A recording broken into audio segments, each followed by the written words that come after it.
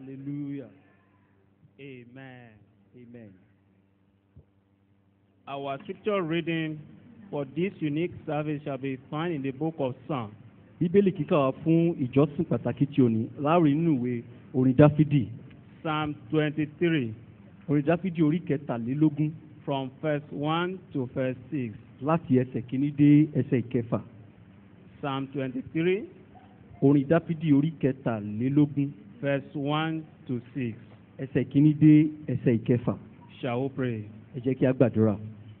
Everlasting Daddy, we thank you so much for another privilege to appear in your presence today. Bàbá ayérayé, a dúpẹ́ fún yín lọ́wọ́ yín fún àǹfààní mìíràn láti wà níwájú yín ní àárọ̀ yìí.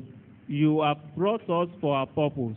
Ẹ ti mú wa wá síbí fún ìdí kan. The reason why you brought us into your presence today shall be fulfilled in our lives in Jesus' name. Ìdí tí ẹ fi mú wa wá síwájú yín lówùúrọ̀ yìí yóò wá sí ìmúṣẹ nínú ayé wa lórúkọ Jésù. That which you have for us, Lord, Ohun eléyìí tí ẹ ní fún wa Ọlọ́run will not elude us in Jesus' name. kò ní fò wá ru lórúkọ Jésù. As we want to read from your word, Father, Bí a ti ń lọ láti kà nínú ọ̀rọ̀ yín bàbá. you open our understanding in Jesus' Fẹ́ kẹ́ ẹ name. ṣí ìmòye wa lórúkọ Jésù. Open our eyes to see what you want us to see in Jesus' Ẹ ṣí wa ní name. ojú ká lè rí ohun tí ẹ fẹ́ kí a rí lórúkọ Jésù. And for your servant you will use later. Fún ìránṣẹ́ yìí eléyìí tẹ́ máa lò nígbà tó bá yá. Lord, we ask that you will speak through him in Jesus' name. Olúwa béèrè pé kí ẹ sọ̀rọ̀ láti ẹnu wọn And lórúkọ our Jésù. life shall not remain the Kí same. ayé wa kó má sì ṣe wà bákan náà. In Jesus' name we pray. Ní orúkọ Jésù ni a gbàdúrà. Psalm 23. Orin Dáfídì orí kẹtàlélógún. The Lord is my shepherd, I shall not want. Olúwa ni olùṣọ́ àgùntàn mi, èmi kì yóò ṣe aláìní. He maketh me to lie down in green pastures. He leadeth me beside the still waters. Ó mú mi dùbúlẹ̀ ní pápá oko tútù. Ó mú mi lọ sí ìhà omi dákẹ́rọ́rọ́. He restoreth my soul. He leadeth me in the path of righteousness for his name's sake. Ó tu ọkàn mi lára. Ó mú mi lọ nípa ọ̀nà òdodo nítorí orúkọ rẹ̀. Yea, though I walk through the valley of the shadow of death, I fear no evil, for thou art with me. The rod and the staff, they comfort me. Nítòótọ́, bí mo tilẹ̀ ń rìn láàrin àfonífojì, òjìji ikú, èmi kì yóò bẹ̀rù ibi kan, nítorí tí ìwọ pẹ̀lú mi, ọ̀gọ́ rẹ àti ọ̀pá rẹ, wọ́n ń tù mí nínú. Thou preparest a table before me in the presence of my enemies. Thou anointest my head with oil. My cup runneth over. Ìwọ tẹ́ tábìlì oúnjẹ sílẹ̀ ní iwájú mi, ní ojú àwọn ọ̀tá mi. Ìwọ da òróró sí mi ní orí, ago mi sì kún àkúnwọ́ sílẹ̀.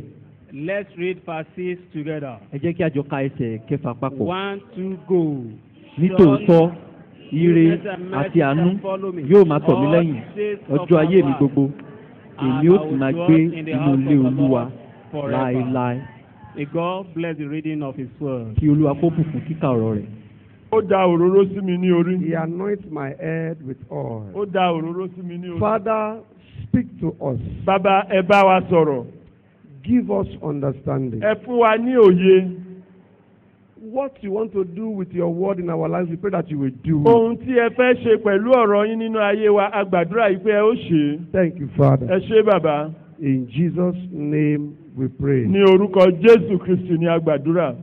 Psalm 23, Orin Dáfídì orí kẹtàlélógún verse 5. ẹsẹ̀ ìkarùn-ún. You prepare a table before me in the presence of my enemies. Ìwọ tẹ́ tábìlì oúnjẹ sílẹ̀ níwájú mi lí ojú àwọn ọ̀tá mi. You anoint my head with oil. Ìwọ da òróró sí mi lí orí. And what happens to my cup? Kí ló ṣẹlẹ̀ sí ago mi? Eh? Kí ló ṣẹlẹ̀ sí ago mi? Is he filling the cup or is anointing the head? Ǹjẹ́ kíkún Ǹjẹ́ ó ń kún aago ni àbọ̀ ń fi òróró yan orí? ǹjẹ́ ó ń kún ago ni tàbí ó ń fi òróró yan orí? What concerns the head with the cup? Kí ló kan orí àti ago? Hello? You anoint my head with oil, Ìwọ da òróró sí mi lé orí. but I can see my cup overflowing. Ṣùgbọ́n mo rí aago mi tí ó kún àkúnwọ́ sílẹ̀. Do you understand that? Ǹjẹ́ ó yé yín? You anoint my head with oil, Ìwọ da òróró sí mi lé orí. but I see my cup overflowing. Ṣùgbọ́n èmi rí aago mi tí ó kún àkúnwọ́ sílẹ̀. That is it. That is the issue. Ohun tí ó wà níbẹ̀ nìyẹn. He anoints my head, Ó da òróró sí mi lé orí. but I see my cup. Ṣùgbọ́n mo rí aago mi. It ought to have been, you anoint my head with Ṣé oil, ló yẹ kó jẹ́ ó da òróró sí mi lé orí? and the oil is flowing down. Òróró yìí sì ń dà sí mi lára. But he's not saying that. Ṣùgbọ́n kò sọ eléyìí. You anoint my head with Ó oil, da òróró sí mi lé but the orí. resultant effect of the Ṣùgbọ́n anointing àbájáde ìdá òróró lé lórí is that yìí. my cup keeps on running Èmi over. aago mi ń kún àkúnwọ́ sílẹ̀. I don't know whether you understand it. Mi ò mọ̀ bóyá ohun tí à ń sọ yé yín. It ought to have been, Ṣé ló yẹ kó jẹ́ you anoint my head with ó oil, da òróró sí mi ní and the orí. oil is so plenty Òróró yìí pọ̀ that is lọ́pọ̀lọpọ̀. flowing everywhere. Ó sì dà sí But gbogbo. he didn't stop there. Ṣùgbọ́n kò dúró He níbẹ̀. brought in another discussion. Ó tún mú ìjíròrò You mìíràn wá. anoint my head with Wọ́n da oil, òróró sí mi but I lórí. can see my cup Mo rí overflowing. aago mi tó ń kún àkúnwọ́ Number sílẹ̀. one, Àkọ́kọ́, what is the significance of the head kí ni ìṣe pàtàkì orí in this case? ní ọ̀rọ̀ níbi Number tí a two. lọ́nà kejì? What is the implication of the cup Kí ni ìṣe pàtàkì aago that is being filled up? èyí tí ó ń kún àkúnwọ́ sílẹ̀? What is the connection between the head and the cup? Kí ni àṣepọ̀ tó wà láàrin orí àti aago? And what actually is anointing? Kí ni à ń pè ní ìfàmì òróró yàn fúnra rẹ̀? Hello?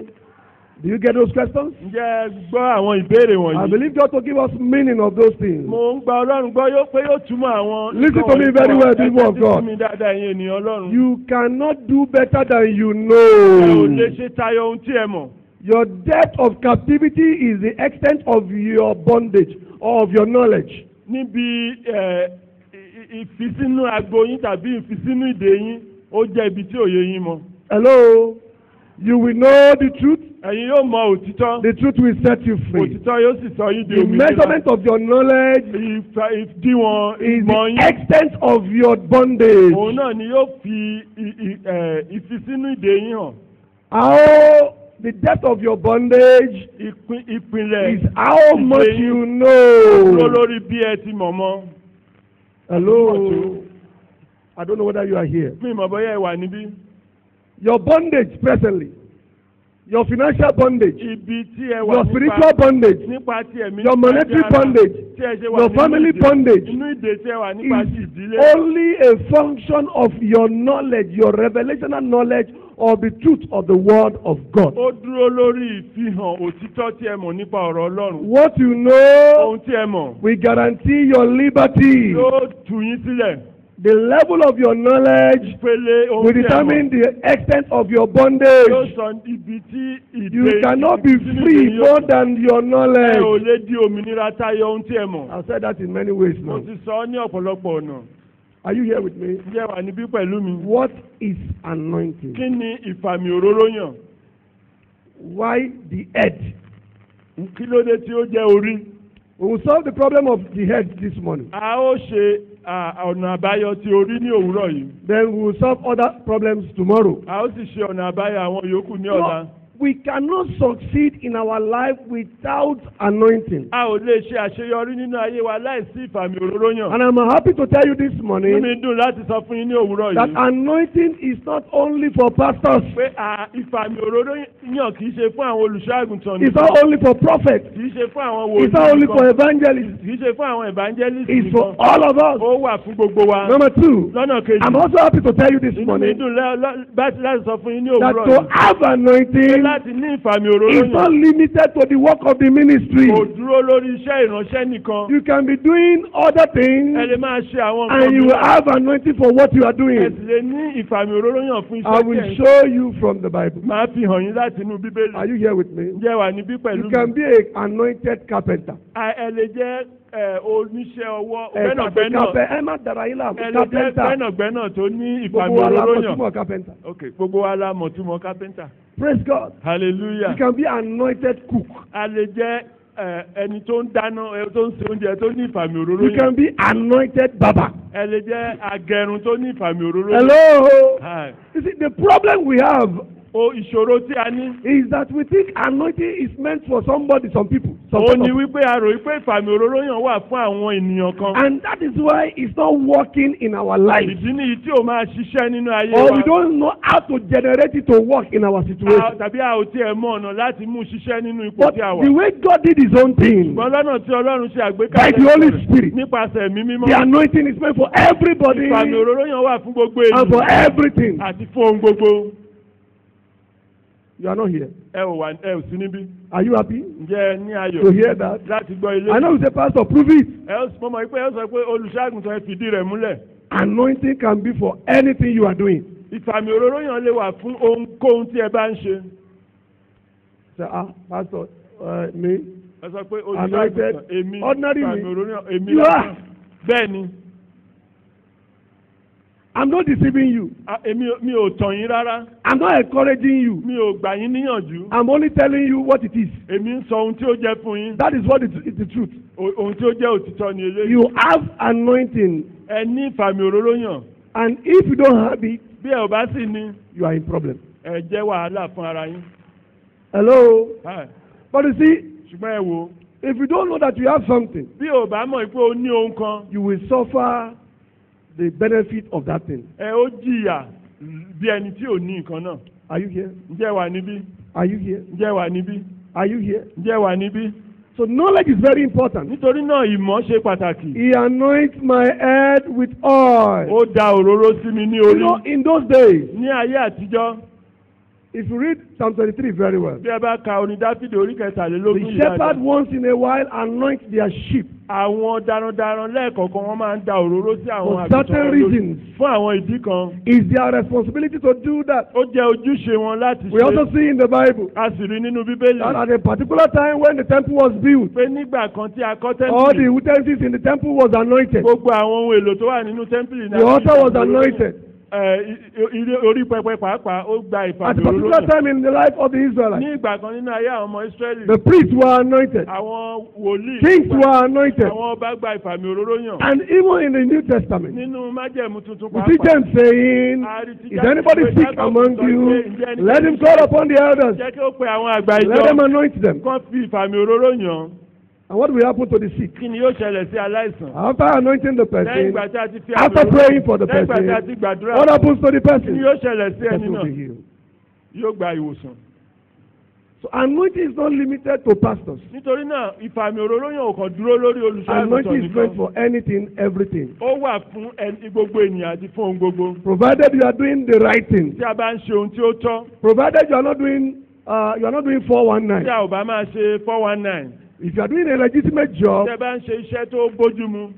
then you're supposed to have anointing for your ó job. yẹ ká ní ìfàmì òróró yàn fún iṣẹ́ wa. Do you know why? jẹ́ mọ́ ìdí. That is what makes the difference between you and ohun tó mú ìyàtọ̀ wá láàrin ìwọ àti gbogbo àwọn ènìyàn nìyẹn. Let me ask you this. ẹ jẹ́ kí n bi yín léléyìí. If you eat Tantalizer meat pie and Mr. Big meat pie, are there difference? ǹjẹ́ bí ẹ bá jẹ meat pie Are there- Tantalizer àti Mr. Are Big ṣé wọ́n there- yàtọ̀? There are difference. wọ́n yàtọ̀. So in what way in your office are you different from your colleagues? lọ́nà wo ni ìwọ fi yàtọ̀ sí àwọn yòókù ẹlẹgbẹ́ rẹ níbi iṣẹ́? You say you are born again. o ní odi àtúnbí. What is the big deal? kí ni ohun ńlá tó wà níbẹ̀? If you carry the anointing, tí o bá gbé ìfàmì òróró you yàn become a different ẹ ó person. di ẹni ọ̀tọ̀. If they are classifying everybody together, tí a bá kó gbogbo ènìyàn they pọ̀ say this one wọ́n sọ pé eléyìí is different. ó yàtọ̀. I just like him. mo kàn fẹ́ràn Why did rẹ̀. you like kí him? ló dé? I just don't know. mi ò tiẹ̀ mọ ìdí. When you hear such a nígbà statement, tí ẹ bá ń gbọ́ irú it's ọ̀rọ̀ a yìí. statement of somebody pointing to somebody who is what? Anointed. ó jẹ́ ọ̀rọ̀ ẹni tí ó nawọ́ sí ẹni tí ó ní ìfàmì òróró yàn. If you don't have anointing, ǹjẹ́ ní ìfàmì òróró you yàn cannot succeed ẹ ò lè ṣe àṣeyọrí as you're supposed to bí succeed. ó ṣe yẹ kẹ́ ṣe àṣeyọrí. He anoints my head with oil. ó fi òróró kùn orí mi. He anoints my head with ó oil. da òróró sí mi ní orí. He anoints my head with ó oil. da òróró sí mi ní orí. And my cup overflow. Àgbo mi sì kún àkúnwọ́ sí. Why the head? Kí ló dé tí ó jẹ́ orí? Number one, Àkọ́kọ́, the head signifies your identity. orí jẹ́ àfihàn Àfihàn ẹni yín, tó jẹ́. irú ẹni tó jẹ́, Your identity. ìfihàn ẹni tí ẹ jẹ́. I like Yoruba very well. Mo fẹ́ràn Yorùbá dáadáa. They will call Ori Ẹlẹ́dàá. They will call wọ́n á sọ pé head of the creator, Ẹlẹ́dàá. Creator. Ẹlẹ́dàá mi ni àbí. my creator. Àwọn obìnrin mọ iye ẹ̀ dáadáa. The women appreciate this. Wọ́n ní ẹ lọ di rúmẹ̀ ẹ́. Ìwọ́n tẹ́lẹ̀ dá mi lọ sọ́dọ̀ obìnrin tí Go ó and dúró yẹn. place your head. No, I cannot take my creator to that In place. Jewish culture too, Ní àṣà àwọn Jew, like we have in Yoruba land or gẹ́gẹ́ bí a Africa, ti ní ní Yorùbá àti our Áfíríkà, head speaks a lot about who you are, who we are, orí wa máa ń sọ ohun tó pọ̀ nípa irú ẹni tí a who jẹ́. you are. Ta ni a jẹ́? That's why in Jewish culture, Ìdí nìyí nínú àṣà àwọn when they Jew, want to bless somebody, nígbà tí wọ́n bá fẹ́ bùkún fún they will ènìyàn, lay hands on his wọ́n head. gbé ọwọ́ lé orí They rẹ̀. don't put it on his shoulder. Wọ́n kì í gbé They don't hold his síkà rẹ̀. hand. Wọ́n kì í di ọwọ́ They rẹ̀ put it mú. on his head. Wọ́n gbé lé orí Why? rẹ̀. Kí ni Because they ìdí? believe that they are transferring something into his identity. Nítorí pé wọ́n gbàgbọ́ pé wọ́n ń dá ohun kan padà sí When ẹsẹ̀ Paul rẹ̀. was talking to Timothy, Nígbà tí Paul ń bá Timothy sọ̀rọ̀, that make sure you do the ministry ó ní ṣe iṣẹ́ ìránṣẹ́ and the náà gift you have received. àti ẹ̀bùn tí o ti rí gbà. Fan it up, fan it up. Ẹ fi ṣe Because iṣẹ́ you have náà. received by the what? By the layings of my Iṣẹ́ ti gbà hand. nípa ìgbọ́wọ́lé lórí mi. I put my hand on your Mo head gbé ọwọ́ mi lé ọ lórí. and everything about you changed. Gbogbo ohun tó wà nínú ayé yín sì yí padà.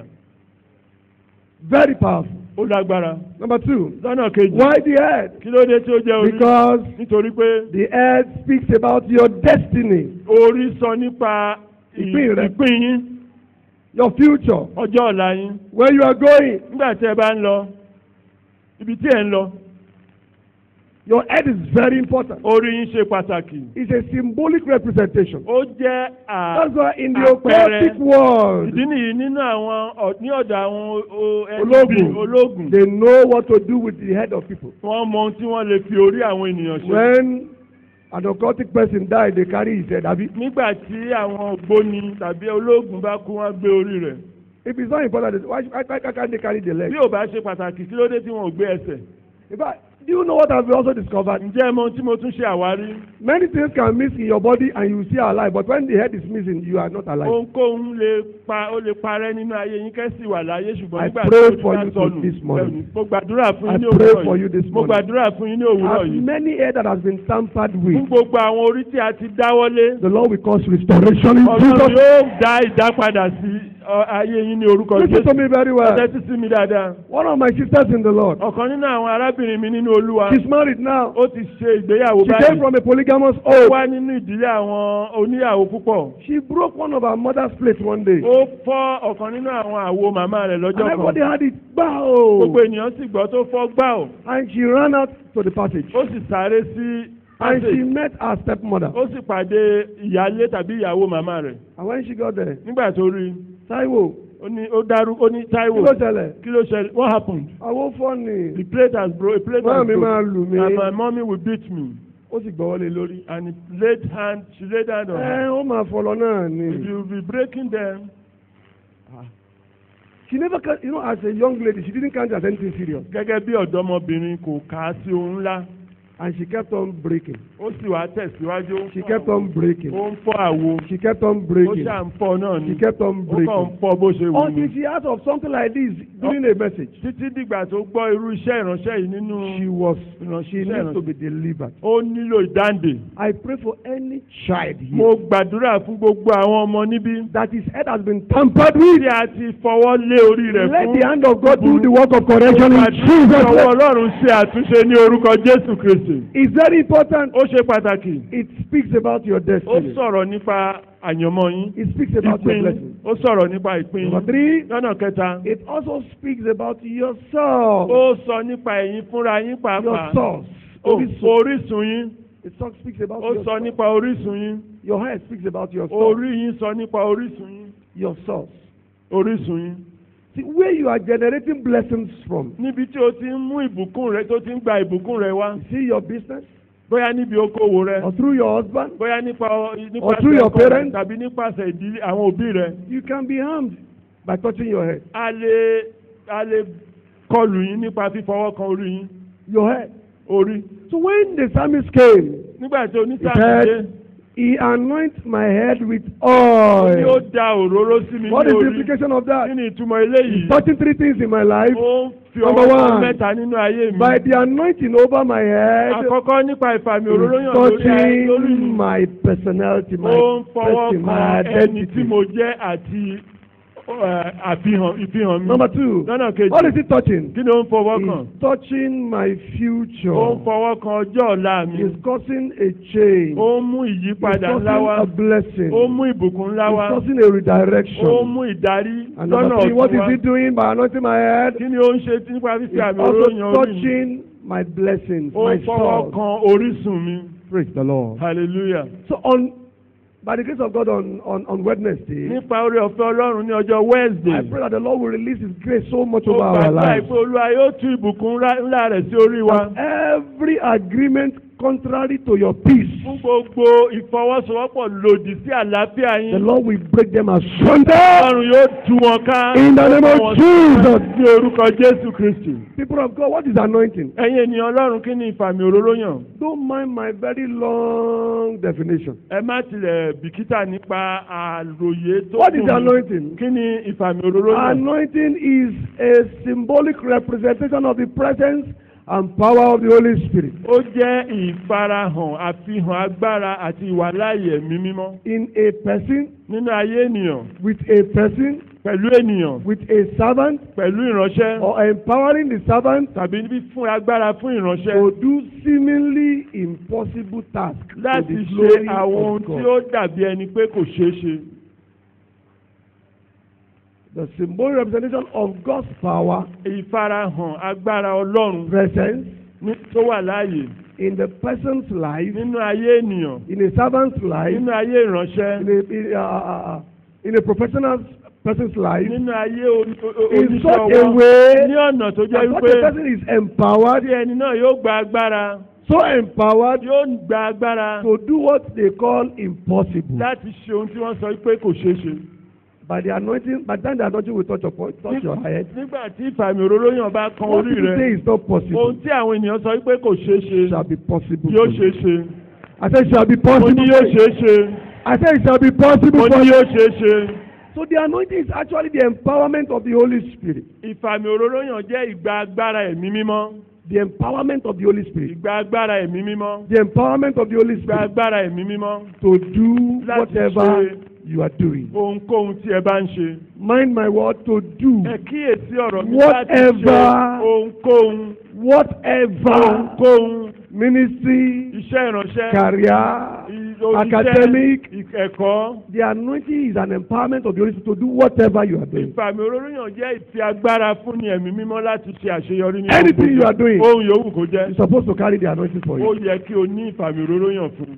Praise the Lord. Ẹ̀yin Ọlọ́run lógo. So you know our problem. Ṣùgbọ́n ẹ mọ wàhálà wa. We think anointing should be for only some people. A rò pé ìfàmì òróró yàn yẹ kó wà fún àwọn kan. But that is not true. Eléyìí kì í ṣe It's òtítọ́. supposed to be for all of us Ó yẹ kó wà fún gbogbo wa to do our task. láti ṣe àwọn iṣẹ́ wa. Because the world we are living, Nítorí pé ayé tí à the ń task tẹ̀lé, we are doing, iṣẹ́ tí à ń ṣe, our career, àwọn iṣẹ́ wa humanly speaking, is not easy to achieve. nípa tí ènìyàn kò rọrùn láti ṣe I don't know whether you understand what I'm saying. Bóyá nǹkan tí mò ń sọ yé yín. Some people are going the extra mile looking for extra power to do their career. Àwọn mìíràn ń lọ sí ọ̀nà tí ò yẹ láti gba agbára láti ṣe ohun tí wọ́n fẹ́ ṣe. And you just say, no problem. Ìwọ kàn jókòó ní kò sí wàhálà. You know what I'm talking Ṣé about? ẹ mọ ohun tí mò ń sọ? Even I remember my mom, Mo rántí màmá mi. to sell pepper, she needs anointing. Láti ta ata, wọ́n nílò ìfàmì òróró yàn. Because there are many people who are selling pepper around her. Nítorí pé ọ̀pọ̀lọpọ̀ ènìyàn ló ń ta ata And ní she has been agbègbè doing wọn. the same job for more than 45 Ó years. sì ti ń ṣe iṣẹ́ kan náà yìí fún ọdún ó lé ní ọdún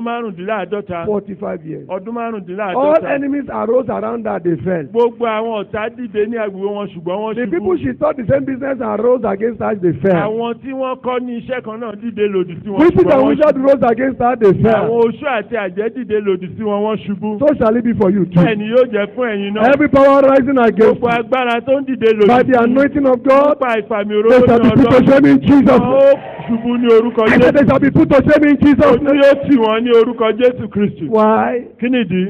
while others are looking for more power. nígbà tí àwọn ènìyàn ń wá agbára sí i. Don't you think you also need power ẹ ò rò pé ẹ̀yin náà nílò agbára sí to i do your own job? láti ṣe iṣẹ́ tiyín. Before somebody will come to the office, kí ẹnikẹ́ni tó wá sí ilé he iṣẹ́ has heard something wulu like that, ó ti jẹ àwọn nǹkan wúrúwúrú and he will come to the office. yóò sì wá sínú Say, ọ́fíìsì Ọ̀gá, yóò ní ọ̀gá ẹ sign ìwé yẹn o. ẹ bá mi fọwọ́ sí ìwé yìí Ẹ sign yẹn. you have to sign it And Ọ̀gá will sign. and ọ̀gá á fọwọ́ sí Ọ̀gá will sign. ọ̀gá á fọwọ́ Do sí. you know why? ǹjẹ́ ẹ mọ ìdí? There is a power beyond that of Ọ̀gá. nítorí pé agbára tó ju ti ọ̀gá wà. Sometimes ago, not too long ago, nígbà láìpẹ́ yìí I have a big friend. mo ní ọ̀rẹ́ ńlá kan.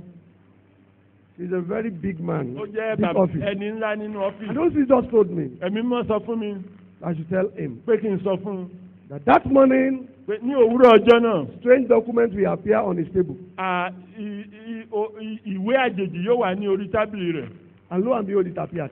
nítòótọ́ ó wá Somebody has put something in his mouth to speak. ẹnìkan ti jẹ nǹkan wúyẹ́wúyẹ́ láti sọ̀rọ̀ But MD will just sign. pé MD ó kàn fọwọ́ síwèé ni.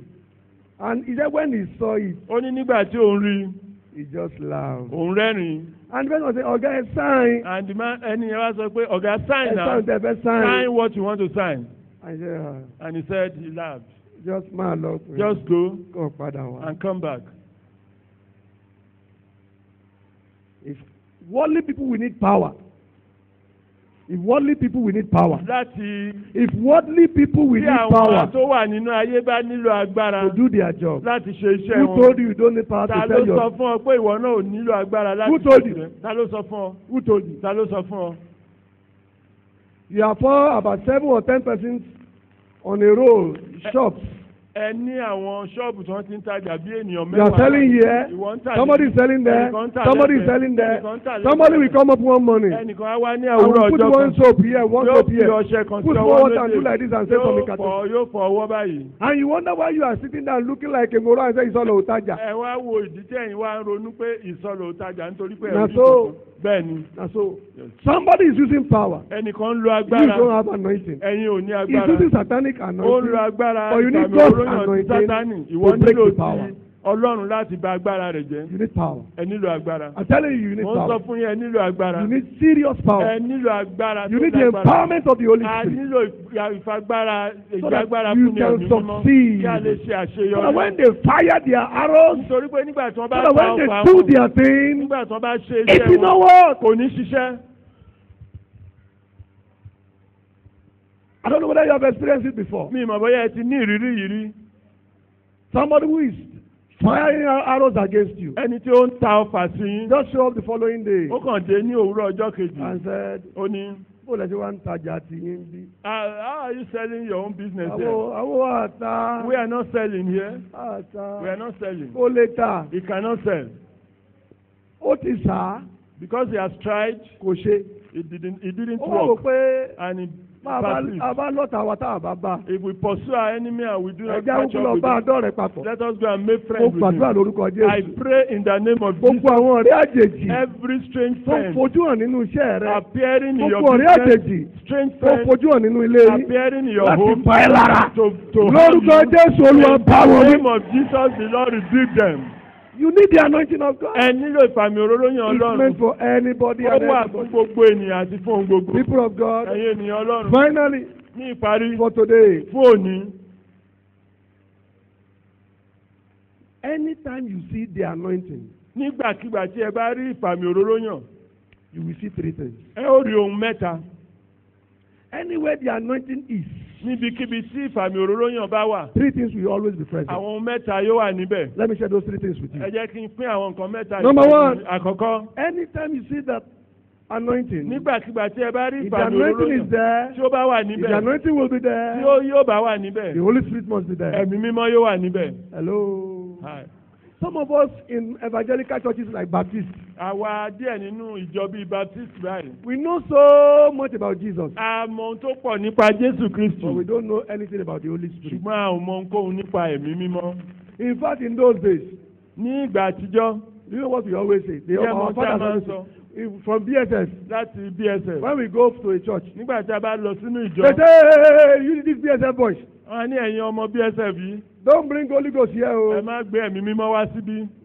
Minimum lamb, we don't know Holy Ghost. Ẹ̀mí mímọ́ la mọ̀. What I say. Okay, we know the Holy Spirit. Ẹ̀mí mímọ́ la mọ̀. Àmọ́ Holy Ghost. We know the Holy Spirit. We do not know the Holy Ghost. Praise God. Hallelujah.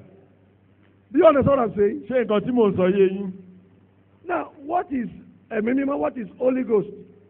Kí ni ẹ̀mí mímọ́? Kí ni Holy Ghost? They have just decided to show the depth and the level of their ignorance. Ṣé ni wọ́n pinnu láti fi ìpinnu. But listen to what the Lord says. Ṣùgbọ́n ẹgbẹ́ ohun tí Ọlọ́run sọ. When Jesus was going, Nígbà tí Jésù lọ. what did he say? Kí ni ó sọ? I am going to the Father. Ó ní èmi ń lọ sí ọ̀dọ̀ bàbá. What will happen afterward? I will send the Holy Spirit to Èmi you. ó sì rán ẹ̀mí mímọ́ sí yín. He will teach you Yóò sì kọ́ yín ní ohun gbogbo. anything you need. Ohunkóhun tí ẹ bá nílò. Where should you go? Ibi tí ẹ fẹ́ lọ. Anything you ask him Ohunkóhun tí ẹ bá béèrè in my lọ́wọ́. Ní name, orúkọ mi. he will do for Yóò you. ṣe fún yín. But unfortunately, Ṣùgbọ́n ó yani lẹ́nu. when I'm going to the Holy Spirit, Dípò ká lọ sí ọ̀dọ̀ ẹ̀mí you mímọ́. keep on saying, Jesus, are you still at home? Àwa máa ké Jésù ṣó oṣù wá Are you bẹ́ẹ̀. still at Ẹ home? wà nílé. I need bread, Mo oh. nílò I búrẹ́dì. need sugar, Mo oh. nílò ṣúgà. Jesus will say, Jésù á sì sọ wípé what kind of useless boy is this? irú ọmọ tí ò wúlò wo lélẹ̀. Go and meet the Holy Ẹ lọ Spirit. bá ẹ̀mí mímọ́. If you go to him, Tẹ́ bá lọ bá he will tell you yóò what to do. yóò sọ ohun tí ẹ ó ṣe And he will come to me Wọ́n sì wá sí mi to ọ̀dọ̀ give mi. you what you need. Wọ́n sì But fún mi. no, sir, no, sir. Ẹni We rárá. don't want the Holy Spirit, oh. A ò fẹ́ That's why that will be making people to roll on the floor. Yóò We jẹ́ don't kí want it, we don't ìjọba want yí it. lórí ilẹ̀. A ò fẹ́. Because they have deceived us. Nítorí pé wọ́n ti tàn wá. That the only time you see the Holy Spirit Pé ńgbà kan tẹ́ máa ń rí ẹ̀mí is mímọ́. when we want to roll on the floor. Òun nígbà tẹ́ máa ń yí lórí ilẹ̀. Apart from that, Lòdì sí yàtọ̀ sí eléyìí. no Holy Kò Spirit. sí ẹ̀mí mímọ́. It's a lie. Irọ́ ni. It's more than that. Ó ju yẹn lọ. Holy Spirit is not the power that makes people roll on the floor. Ẹ̀mí mímọ́ kì í ṣe agbára tí ó múyàn yí ní ilẹ̀ lẹ̀. When it comes sometimes, Nígbà tí ó bá wá nígbà there mìíràn. could be a power Ó encounter. lè sí ìfarakànra Somebody may pẹ̀lú fall on the agbára. floor. Ènìyàn lè ṣubú. That is no problem. Ìyẹn ń ṣe wàhálà. But that is not the only thing. Ṣùgbọ́n kì í ṣe ohun kan It's more than that. ó ju eléyìí lọ. Hello, Jesus. Jésù mo I fi need ọ́ bread, oh. mo nílò búrẹ́dì. Go and meet the Holy Lọ Spirit. bá ẹ̀mí mímọ́. I will not tell the Holy Rárá Spirit. mi ò ní lọ bá ẹ̀mí mímọ́. That's why we are suffering. Ìdí tí a fi ń jìyà ní We ilé don't know the Holy a ò Spirit. mọ ẹ̀mí mímọ́. We don't know the Holy Spirit. A ò mọ ẹ̀mí mímọ́. Go to him. Ó ní lọ bá. Tell him. Sọ fún un. He will teach you Yóò all. sì kọ́ ọ ní ohun gbogbo. Anything you want, ask him. Ohunkóhun tí ẹ bá fẹ́ béèrè He lọ́wọ́ will rẹ̀ give it to you. yóò fi fún ọ. Why? Kí nìdí? He is there Tó wà níbẹ̀. as my agent. Gẹ́gẹ́ bí Me, I ìrànwọ́ have gone to the Èmi Father, ti lọ sí ọ̀dọ̀ but bàbá. he is here with you. Òun wà níbí He is pẹ̀lú. everywhere. Ó wà níbi He is gbogbo. the Spirit of truth. Òun ni ẹ̀mí He òtítọ́. loves you. Ó fẹ́ràn He yín. will empower you. Yóò fún yín ní He will agbára. teach you all Yóò things. kọ́ yín ní ohun He will help gbogbo. you to do all Yóò sì things. ràn yín lọ́wọ́ Just sit down with him. Ẹ̀yin ẹ ṣáà jókòó Say pẹ̀lú. no, we Ẹni don't want rárá that. rárá àfẹ́. Just like a child. Gẹ́gẹ́ bí ọmọdé. The father says, Bàbá sọ if yìí you pé are bí hungry, ebi bá ń pa ọ́. this is ATM card. ATM káàdì ní eléyìí. Use it to take some money. Lò ó láti gba owó. And the child is hungry. Ọmọ ebi sì ń pa ọmọ Say yìí. me, Ṣé èmi go to ATM. lọ sí ATM? Mi ò ní lọ. Ordinary plastic. Plastic Put it lásán. in. Nínú rẹ̀ mi ò ní lọ. Okay, if you hate ATM, you will not be Bí hungry. o bá kórìíra ATM, ebi ni ó pa ọkú. Praise the Lord. Hallelujah. It's so common among us as evangelicals. Ó wọ́pọ̀ láàrin wa gẹ́gẹ́ bí àwọn evangelical. We know so much about Jesus, A mọ ohun tó pọ̀ nípa Jésù Kristi. but we don't know more about the Holy Ṣùgbọ́n Spirit. a ò mọ ohun kankan nípa ẹ̀mí That is mímọ́. why Ìdí it nìyí, is so special to us. ó jẹ́ ohun ọ̀tọ̀ fún wa. Tó máa ń jọ wá Tó lójú. máa ń jọ wá lójú. Ẹ̀kọ̀ọ̀kan tí ìfara ẹ̀mí mímọ́ bá ti fà láàrin. Once in a while when we experience the manifestation of the Holy Spirit, we begin to shake like Nígbà tí celebrity. ọ̀gbádùn ẹnu ilé yóò gbádùn ẹnu ṣọ́ọ̀ṣì. Because you do not enjoy it at home, you Yóò enjoy gbádùn ẹnu ṣọ́ọ̀ṣì mọ̀. you enjoy it in the church. So for instance, ẹni tó bá ń lo AC nínú ilé ẹ̀. If you use AC in your house Àtẹ̀ntí ò kì í lò nínú ilé. and the one who does not use, Bẹ́ẹ̀ òkèlè bá dé tẹ̀ máa mọ̀ ọ́ méjèèjì. when you go Abẹ́ẹ̀ out, ni you mọ̀ know wọ́n. the two. Tí kan bá wọlé, a ní àkíní yìí, ó dà pé olú ẹ̀ bá wa increase ẹ̀. Àbí When one goes in, you say, this Ṣùgbọ́n one ẹni is tí ò bá lò rí, one, somebody who has ló never máa used ṣe? it. What will he say? kí ló máa What will ṣe? he say? Akako. He will Alótùtù mú bí o tójò bẹ́ẹ̀ rọ̀ ni. that it is cold there. Is it going to Bá a ṣe rain? máa ṣe báwọn kan láìpẹ́ yìí nìyẹn. That is what we do to some Bàtà bá people. kó èsì sí bíbà ìtàn. When we put AC, Àwa ṣe àti bàbá kan sábẹ́ ẹ̀bẹ̀ yẹn. we put Kúta lọ. Tó tutù bá ti mú chairs. wọn, When they are feeling cold, àgbé sí àtibẹ̀ fún we wọn. ask them to sit out. Àfi flat screen náà síbẹ̀ And fún we wọn. put plastic in there Àwọn for máa them. gbádùn èsì mi. We will enjoy AC Tó tutù bá there. ti mú àwọn. If they are Àní feeling kan lọ cold, jókòó ń ta they will lẹ́yìn. go outside. Gbogbo táwọn ṣe nu lé mi. What we are doing here, Wọ́n máa wò ó. they will be watching A us máa on fi the aṣọ náà tó bá dàbí wọn náà ṣọ́ wọn. and we will look for ushers like them who will watch over them. àádẹ́gbẹ́ igbá ọrẹ kan lé wọn I will lọ́wọ́. put Wọ́n máa ṣe ọrẹ wọn níta. they will be doing their Olúwa offering á dẹ̀ bùkún ẹ̀mí wọn. and the Lord will bless Gbọ́dọ̀ them. náà fẹ́ gbádùn Jésù For nínú those ilé. who want to enjoy Ayé Jesus èsì Christ, sórí. we will put AC Torí kó máa mọ́ wa lára. because it will be Á dẹ̀ bá wa lára we mu. will enjoy it Á dẹ̀ ní ṣàìsàn and lórí we will ẹ̀. not be sick in Ẹ̀yin tẹ́ bá Jesus. fẹ́ jẹ́ gbọ́ hallelujah yìí dáadáa. Hallelujah. Praise the Lord. Hallelujah. Anywhere you say the anointing, Níbikíbi tí ẹ bá ti rí ìfàmì the òróró, Holy Spirit is there. ẹ̀mí mímọ́ wà níbẹ̀. When the Holy Spirit is Nígbà there, tí ẹ̀mí mímọ́ bá sì wà níbẹ̀, God's presence is there. ìfarahàn Ọlọ́run yóò wà The níbẹ̀. power of God is also there. Agbára Ọlọ́run yóò sì wà níbẹ̀ bákan náà. Hello. Ah, Hello. ah. Where the power of God is, can Satan stand? Nígbà tí agbára Ọlọ́run bá dúró, ṣé èṣù lè dúró? Hello. Will he stand? Ǹjẹ́ ó lè dúró? Will he stand? Ǹjẹ́ ó lè dúró? If power of God is in my room Bí agbára Ọlọ́run bá wà nínú yàrá mi, and somebody tied this amulet around his waist, tí ẹnìkan sì so ìbàǹtẹ́ oògùn wọlé, will he work? ǹjẹ́ ó lè ṣiṣẹ́? Talk to me. Ẹ bá mi sọ̀rọ̀. Will he work? Ǹjẹ́ ó lè ṣiṣẹ́? Can Satan work where God is working? Ǹjẹ́ Sátánì lè ṣiṣẹ́ nígbà It's tí not Ọlọ́run bá ní possible. kò ṣeé ṣe? But because we don't have the anointing, Ṣùgbọ́n nítorí pé a ò ní ìfàmì òróró yàn, where Satan is working, níbi tí Sátánì ti ń it ṣiṣẹ́, will work very well. yóò ṣiṣẹ́ dáadáa. Hello. If the anointing is in your shop, Ṣùgbọ́n tí ìfàmì òróró yàn bá wà leave nínú them ṣọ́ọ̀bù, alone. fi wọ́n sílẹ̀. Let them bring all their jujus. Jẹ́ kí wọ́n gbé gbogbo oògùn wọn They wá. will say. Wọn ó já kulẹ̀. I told you this before. Mo ti sọ eléyìí fún yín rí. A woman had a shop, Obìnrin kan ní ilé ìtajà. and when she opened she had this shop. Ó ní ilé ìtajà shop. She had a dream Ó lálàá one day lọ́jọ́ that kan. somebody brought juju Ẹnìkan sì gbé and jùjú. marked the frontage of the shop. Ó fi ṣe àmì síwájú ṣọ́ọ̀pù ẹ̀. And lo and behold, the following morning, Ní ọjọ́ kejì ẹ kíyèsí. when she got to the shop, Nígbà tó dé ṣọ́ọ̀pù. what she saw in her Ohun dream, tó rí nínú àlá. saw physically on the Ó wall, sì rí ìfarahàn rẹ̀ ní and she was so ṣọ́ọ̀pù. surprised. Ó sì yà lẹ́nu. And you know how we cry. You Ẹ know mọ̀ bá a women. ṣe máa ń You bẹ́ẹ̀ know women. obìnrin ṣe máa ń ké. Orí ìyá mi o, Ẹ gbà mí èmi o. nìkan sì ni ìyá mi bí The only o. child of my mother o. And she came to me. Ó wá wá sí ọ̀dọ̀ mi. So I told the prayer warrior, Mo sọ fún àwọn take afàdúrà the àjàgùn. anointing oil, Ẹgbẹ́ ìfarahàn Anoint those things. ẹ fi yan. Pour it on it. Ẹ dà sórí àwọn go nǹkan inside wọ̀nyí. the shop. Ẹ lọ sínú Pray. ṣọ́ọ̀bù. Ẹ gbàdúrà. The following day, Ní ọjọ́ kejì, she had a visitor, wọ́n ní àlejò. Ó ní àlejò. physically. Nípa ó tó farahàn. 3 persons. Ènìyàn mẹ́ta, One lady, obìnrin kan, 2 men. àtọkùnrin méjì. Where did they come from? Níbo ni wọ́n ti wá? They started begging her. Wọ́n bẹ̀rẹ̀ sí bẹ́ẹ̀. Bẹ́ẹ̀ bá ṣáà ṣẹ̀yàn, If one offends somebody, èyí ó ṣáà dáríjì náà. he will forgive that Kò person. síbi tẹ́yàn ti fẹ́ dà sí. There is nowhere you go Bẹ́ẹ̀ni to tẹ́ tell kàtán ni ẹ máa dáríjì èèyàn. Even your Bible has Ìwọ la wá bẹ̀ wá dáríjì. We have Wàá come to beg dáríjì. you to forgive this. Dádì ń tẹ̀ sọ òye mi, orí mi fẹ́ dàrú. Daddy, I don't Gbogbo tẹ́ ń tẹ̀ mí understand. kí ló I ṣẹlẹ̀? am confused. Ó yé wọ náà jù bẹ́ẹ̀ You lọ. understand beyond us. Kò dà tẹ́ ẹ̀ bá ní ṣàlàyé ohun tó If ṣẹlẹ̀. you will not explain, Ẹ jẹ́ máa lọ. please go. Wọ́n ní ẹ má bínú. They said, please forgive us. Torí Because tá a ṣe yẹn. what that Mọ̀ which pé bí ó we ṣe did, rí we nìyẹn. did not know it was Ó going ní to turn out bínú the way ni. it did. You Kí lẹ have ṣe? to, what did you do? Àwa la dá, àwa la ṣe báyìí, àwa la ṣe. You Ẹ̀yin poured ni. that in there. No problem. Kò sí Ṣé wàhálà. ti iṣẹ́ ọlọ́wọ́ òdẹ̀jẹ̀ ó ṣe? Maybe you have done it. Ó God jù has bẹ́ẹ̀ done lọ it o. to us. It's more than Àwa that. gbàdúrà fún wa You o. will pray for Ó us. gbàdúrà fẹ́ nìkan I lálẹ́. pray for somebody this Àwọn morning. ọ̀tá rẹ̀ ń bọ̀ wá wólẹ̀ ní Your ẹsẹ̀. enemies will come and bow before your feet. Àwọn ọ̀tá rẹ̀ ń bọ̀ wá Your wólẹ̀ ní enemies ẹsẹ̀. will bow before your feet. Ohun tó ń ṣe ní kọ̀kọ̀. What they are doing in the secret, Wọ́n ń bọ̀ wá fẹnu ara wọn jẹ́wọ́ ní they are gbangba. coming to confess in the public. Àwọn mẹ́ta wo ló wá? Wọ́n wá bí arábìnrin yẹn wò. Who are the 3 people that came to beg this woman? Arábìnrin tó jọ ń ṣiṣẹ́ hairdresser kan náà. The same woman with which they practice hairdressing, Tó fẹ́ gba ṣọ́ọ̀bù sí ẹ̀gbẹ́ kejì. who wanted to take the second shop, Òun ló rán ẹ̀gbọ́n rẹ̀ sent her sister, her brother, pẹ̀lú lọ́lọ́ bá babaláwo. to go to a herbalist. Àti babaláwo. The herbalist, Babaláwo àwọn náà wá wá. Babaláwo náà wá. the Àwọn herbalist tí ìjọba also. kọjá iṣẹ́ babaláwo á dìde kúrò nílé. You know, if work Mo pass gbàdúrà work, fún ẹ láàárọ̀ I yìí pray lórúkọ for you Jésù. this morning in the name Ohun of tó máa ń Jesus. dojú ti iṣẹ́ oníṣègùn. What confront the work of Ọwọ́ the agbára kan náà herbalist? kó wọnú ayé rẹ lọ. The same power should go into your Ọwọ́ agbára kan náà kó wọnú iṣẹ́ rẹ The lọ. same power should go Ọwọ́ into agbára your kan work. náà kó wọnú ilé rẹ The lọ. same power should go into Bẹ́ẹ̀ ni your kó home. ṣẹlẹ̀ lórúkọ Jésù. To happen that way in Jesus' name. Amen. Amen.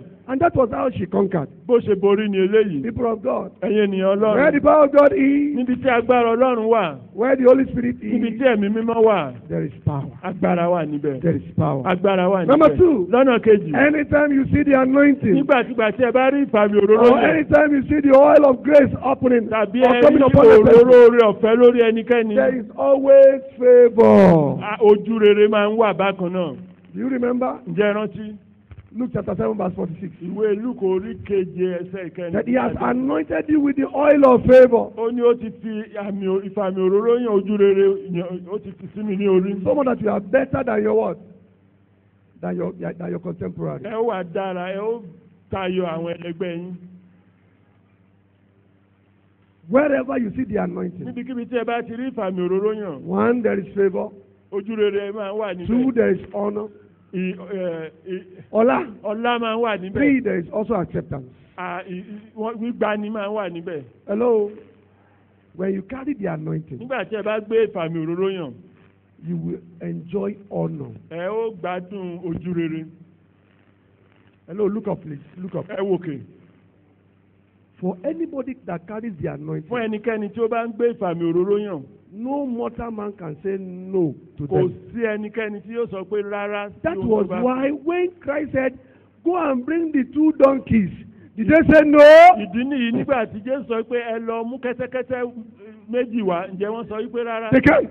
wọn ò lè sọ. Why? kí nìdí?